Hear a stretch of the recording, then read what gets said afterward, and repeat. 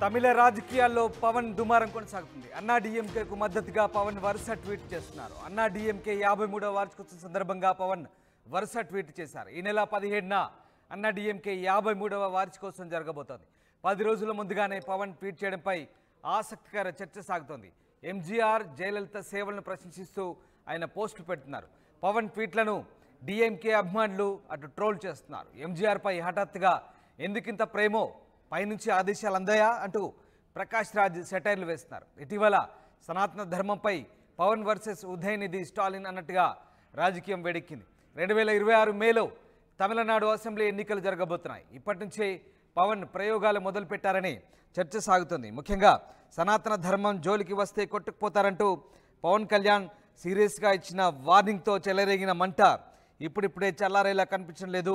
ఈ విషయంపై ఉదయనిధి స్టాలిన్ పొడిపొడిగా స్పందించిన డీఎంకే పార్టీ మద్దతుదారులు సోషల్ మీడియా వేదికగా రియాక్ట్ అవుతున్నారు. పవన్ కళ్యాణ్కు కౌంటర్లు ఇస్తున్నారు. ఇదే సమయంలో పవన్ కళ్యాణ్ కూడా డీఎంకే పార్టీకి బద్ధశత్రువైన అన్నా డీఎంకే గురించి ట్వీట్ చేయడం ఇంట్రెస్టింగ్గా మారింది. అన్నా డీఎంకే పార్టీ ఏర్పాటై 53 ఏళ్లు కావస్తున్న నేపథ్యంలో ఆ పార్టీ వ్యవస్థాపకుడు మాజీ సీఎం ఎంజీఆర్ గురించి జనసేన అధినేత పవన్ కళ్యాణ్ ఇటీవల ఆసక్తికర ట్వీట్ చేశారు. అలాగే అన్నా డీఎంకే పార్టీ శ్రేణులకు మద్దతుదారులకు కూడా ఆయన శుభాకాంక్షలు తెలిపారు. ఆ ట్వీట్స్ మీరు స్క్రీన్పై చూడొచ్చు. పవన్ కళ్యాణ్ చేసిన వరుస ట్వీట్లతో ఒక్కసారిగా తమిళనాట రాజకీయంగా ఆసక్తి రేపుతోంది, కొత్త చర్చకు దారితీస్తోంది. ఇక తన చిన్నతనంలో చెన్నైలో ఉన్నప్పుడు ఎంజీఆర్ గారి ప్రేమ అభిమానం చూశానంటూ పవన్ కళ్యాణ్ అవి ఎప్పటికీ అలాగే తన గుండెల్లో ఉంటాయంటూ ఆ ట్వీట్లో పేర్కొంటున్నారు. మైలాపూర్లో చదువుతున్న సమయంలో తను తమిళ టీచర్ ద్వారా పురిచి తలైవర్ పరిచయం కలిగిందని పవన్ చెప్పుకొచ్చారు. పరోపకారం, దయ, నిష్కపటత్వం, ప్రజల పట్ల శ్రద్ధ, ఈ 4 విషయాలను కలిగి ఉన్న రాజులా ఆయన కనిపించారంటూ ఎంజీఆర్ గురించి పవన్ చాలా గొప్పగా ఆ ట్వీట్లో పేర్కొన్నారు. ఈ నేపథ్యంలో ఒక్కసారిగా పవన్ కళ్యాణ్ అన్నా డీఎంకేకు మద్దతుగా చేసిన ఈ ట్వీట్లతో రాజకీయంగా ఆసక్తికరమైన చర్చ తమిళనాట కొనసాగుతుంది. ఇప్పటికే AP deputy CM versus Tamil Nadu deputy CM అన్నట్టుగా రాజకీయాలు కొనసాగుతున్న నేపథ్యంలో తాజాగా పవన్ చేసిన ట్వీట్లు కూడా మరింత రాజకీయ దుమారాన్ని రేపుతున్నాయి. ఇటు పవన్ కళ్యాణ్ ట్వీట్కు అన్నా డీఎంకే లీడర్ పళనిస్వామి కూడా ధన్యవాదాలు తెలిపారు. మరోవైపు ఈ ట్వీట్ ద్వారా పవన్ కళ్యాణ్ డీఎంకే వైరిపక్షమైన అన్నా డీఎంకేకు దగ్గరవుతున్నారంటూ రాజకీయ విశ్లేషకులు అభిప్రాయపడుతున్నారు. అయితే ఈ చర్చ ఇలా నడుస్తున్న టైంలోనే పవన్ కళ్యాణ్ మరో ట్వీట్ చేశారు. తమిళనాడు విశేషాలను వివరిస్తూ పవన్ కళ్యాణ్ ఆ ట్వీట్ సారాంశం. మొత్తం మీద పవన్ కళ్యాణ్ వరుస ట్వీట్లతో ఒక్కసారిగా సిద్ధులు, సాధువులు నెలవైన ప్రాంతం తమిళనాడు అని పవన్ కళ్యాణ్ ఈ ట్వీట్లో రాసుకొచ్చారు. చనిపోయిన తన తండ్రి కూడా స్వామి రామకృష్ణ పరమహంస, శారదామ, స్వామి వివేకానందకు అమితమైన భక్తుడంటూ పవన్ ఆ ట్వీట్లో చెప్తున్నారు. వరుస ట్వీట్లు మీరు ఒకసారి చూడొచ్చు. ఇంగ్లీష్లో ఉన్నాయి ఆ ట్వీట్లు. కొంత మధ్యలో తమిళనాడును కూడా, తమిళ భాషను కూడా జోడించారు పవన్ కళ్యాణ్ అందులో. ఇక స్వామి వివేకానంద భక్తులని చెప్తున్నారు తన తండ్రి కూడా. ఆయన రాంచీ నుంచి క్రియా యోగ దీక్ష తీసుకున్నారని, ఆ తర్వాత తామంతా కూడా క్రియా యోగ తీసుకునేలా ప్రోత్సహించారని గుర్తు చేసుకున్నారు.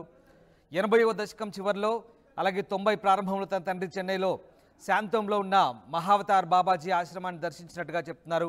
తిరునల్వేలిలోని యోగి రామ్ భారత్ కుమార్కు తరచూ సేవలు చేసుకుంటూ ఉండేవారంటూ పవన్ కళ్యాణ్ ఎక్స్ వేదికగా చెప్తున్నారు. సంస్కృతి, భక్తి, ఆచారాలకు తమిళనాడు నిలయమన్న పవన్ అనేక మంది యోగులు, సాధు పుంగవులతో ఈ భూమి పవిత్రమైందంటూ పేర్కొన్నారు. మొత్తంగా ఇద్దరు డిప్యూటీ సీఎంలు పవన్ కళ్యాణ్, ఉదయనిధి స్టాలిన్ మధ్య తలెత్తిన వ్యవహారం రానున్న రోజుల్లో ఏ మలుపు తిరుగుతుందో ఆసక్తికరంగా మారుతుంది. ఓవైపు డీఎంకే పార్టీ పూర్తిగా సనాతన ధర్మానికి నిర్మూలించాలంటూ వ్యతిరేకంగా మాట్లాడుతుంటే, పవన్ కళ్యాణ్ పూర్తిగా హిందూ, సాధు ధర్మం, అలాగే తమిళనాడు పుణ్య క్షేత్రం, అలాగే పుణ్యధామాల గురించి వివరిస్తూ చేస్తున్న ట్వీట్లు వరుసగా ఒక్కసారిగా డీఎంకేకు తలనొప్పిగా మారుతున్నాయి. అన్నా డీఎంకేకు మద్దతుగా, అలాగే తమిళనాడులో ఉన్నటువంటి హిందూ ప్రాశస్త్యాన్ని వివరిస్తూ ఒక్కసారిగా పవన్ చేసిన ట్వీట్లు ఇప్పుడు కొత్త చర్చకు దారితీస్తున్నాయి, ఆసక్తిని రేపుతున్నాయి.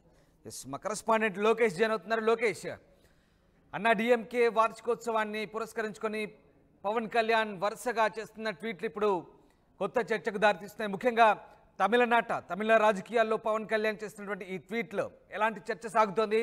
ప్రధానంగా అటు డీఎంకేకు, అన్నా డీఎంకే వ్యవస్థాపకుడు ఎంజీఆర్కు పొగుడుతూ, అలాగే తమిళనాడు హిందుత్వ గురించి ఆయన చేస్తున్నటువంటి వ్యాఖ్యలు ఇప్పుడు ఏ రకమైనటువంటి చర్చకు దారితీస్తున్నాయి? ఎస్ రామ్ దాస్, ఏదైతే ఆంధ్రప్రదేశ్ డిప్యూటీ సీఎం పవన్ కళ్యాణ్ చేస్తున్నటువంటి ట్వీట్లు తమిళనాడు రాజకీయాల్లో ఆసక్తికరమైనటువంటి అంశంగా మారినటువంటి పరిస్థితి. ఏదైతే 2026 రానున్నటువంటి తమిళనాట అసెంబ్లీ ఎన్నికల నేపథ్యంలోనే డిప్యూటీ సీఎం పవన్ కళ్యాణ్ అన్నా డిఎంకే పార్టీ కీలకంగా ప్రస్తుతం ప్రతిపక్షంలో ఉన్నటువంటి ఆ పార్టీకి అనుకూలంగా, అంటే ఆ పార్టీ నేతలు కావచ్చు, ఎంజీఆర్ కావచ్చు, అదేవిధంగా ఆ పార్టీ యొక్క సిద్ధాంతాలను పొగిడే విధంగా తాను చేస్తున్నటువంటి ట్వీట్లు కావచ్చు, అదేవిధంగా తమిళనాట తనకున్నటువంటి అనుబంధము, తన కుటుంబము, అదేవిధంగా తను తమిళనాట పెరిగినటువంటి సందర్భం కావచ్చు, తన తండ్రికి తమిళనాడుకి ఉన్నటువంటి అనుబంధాన్ని కావచ్చు, అదేవిధంగా సాధువులు అలనాటి హిందుత్వాన్ని బోధింపబడేటువంటి మహుల గురించి తన తండ్రితో ఉన్నటువంటి అనుబంధాలను అన్నింటినీ కూడా వరుస ట్వీట్లు పవన్ కళ్యాణ్ చేస్తున్నటువంటి నేపథ్యంలోనే ఇది రాజకీయంగా తమిళనాట హాట్ టాపిక్ గా మారినటువంటి పరిస్థితి. అయితే AP deputy CM Pawan Kalyan చేసినటువంటి ట్వీట్లకు ఇటు ప్రకాష్ రాజు కూడా ఇటు దానికి రిప్లై ఇవ్వడం, అంటే కొద్దిగా కామెంట్ కరమైనటువంటి రిప్లై అయినా చెప్పొచ్చు. అంటే పైనుంచి ఆదేశాలు అందాయా అంటూ ఇచ్చినటువంటి ఒక సెటైరికల్ ట్వీట్. ఎందుకంటే ఈ సనాతన ధర్మం యొక్క ఏదైతే ప్రాయశ్చిత్త దీక్ష చేసినప్పటి నుంచి కూడా పవన్ కళ్యాణ్ కి వ్యతిరేకంగా పవన్ వర్సెస్ ప్రకాష్ రాజు కొనసాగుతున్నటువంటి ట్వీట్ల నేపథ్యంలోనే ఇప్పుడు పవన్ వరుస ట్వీట్ల నేపథ్యంలోనే ప్రకాష్ రాజు దానికి కూడా ఒక రిప్లై ట్వీట్ ఇచ్చినటువంటి పరిస్థితి ఉంది. మరోవైపు తిరుపతికి విచ్చేసినటువంటి పవన్ కళ్యాణ్ ఏదైతే వారాహి బహిరంగ సభలో ఇటు తమిళనాడు ప్రస్తుత ఉప ముఖ్యమంత్రి అయినటువంటి ఉదయనిధి స్టాలిన్ సనాతన ధర్మానికి వ్యతిరేకంగా చేసినటువంటి మాట్లాడినటువంటి మాటలకు వ్యతిరేకంగా ఈయన ఇచ్చినటువంటి కామెంట్స్ అనంతరం లెట్స్ వెయిట్ అండ్ సీ అని చెప్పి ఇటు ఉదయనిధి స్టాలిన్ ఇచ్చినటువంటి ఒక చిన్న కామెంట్ కావచ్చు. ఇవన్నీ కూడా ఇప్పుడు రాజకీయంగా కూడా తమిళనాట చాలా హాట్ కామెంట్ గా మారుతున్నటువంటి పరిస్థితి ఉంది. అయితే 2026 ఎన్నికలకు సంబంధించి ఇటు తమిళనాట బీజేపీకి అనుకూలంగా ఉన్నటువంటి డిఎంకే పార్టీకి ఇటు పవన్ కళ్యాణ్ ని కొద్దిగా మద్దతుదారుగా వ్యవహరించేటువంటి ప్రయత్నం చేస్తుందా,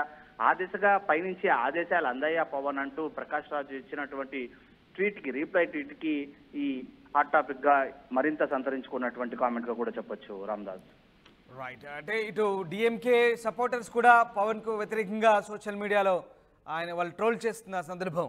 ఒక్కసారిగా మరి వచ్చే సంవత్సరం అంటే దాదాపుగా ఇంకా కొద్ది రోజులు ఉన్నాయి ఎలక్షన్స్ తమిళనాడులో. సో ఏం జరగబోతోంది? తమిళనాడు ఎన్నికలకు ముందే ఇలాంటి రాజకీయ